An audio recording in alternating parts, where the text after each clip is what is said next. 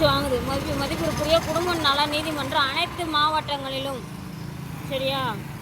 என்னால் ஒன்றும் பேச முடியல. பார்த்தியா, உதடெல்லாம் வீங்கி போயிருக்கு. பார்த்தியா, உங்களுக்கே நல்லா தெரியும்னு நினைக்கிறேன். சரியா? நம்ம கேஷுவலாக நம்ம எல்லா வீடியோவிலையும் பார்க்குறதா, மாதம் நான் வந்து மென்ஷன் பண்ணிவிட்டு காமிச்சிட்டு தானே வரேன். சரியா?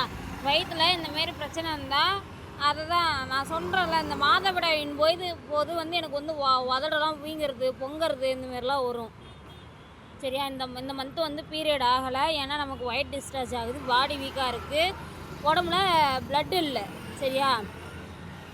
பாருங்கள், பேக்கை தூக்கிக்கிட்டு என்னால் ரொம்ப தூரம் நடக்க முடியல. மூச்சு வாங்குது, மூச்சு இழைக்குது. சரியா? இதை பார்த்தீங்களா என்ன போட்டிருக்கான்? தீ அணைப்பு நிலையம்.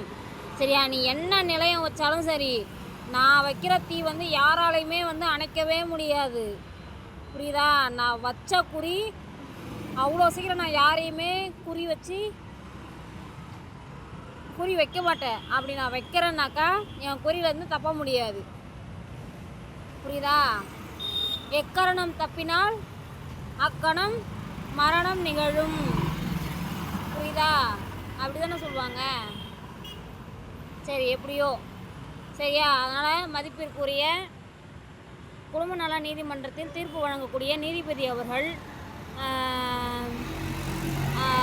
எந்த பாலினமாக இருந்தாலும் சரி, சரியா, நான் வந்து பெண் பாலினத்திற்கு முக்கியத்துவம் அளிக்கிறேன்னு சொல்லிட்டு தவறாக எண்ண வேண்டாம். ஏன்னா இது போன்ற சூழ்நிலையில் இருக்கும் மனுதாரர்கள் ஒரு பெண் தீர்ப்பு வழங்கக்கூடிய ஒரு நீதிபதியாக தான் புரிந்து கொள்ள முடியும். அறிந்து அதற்கேற்ற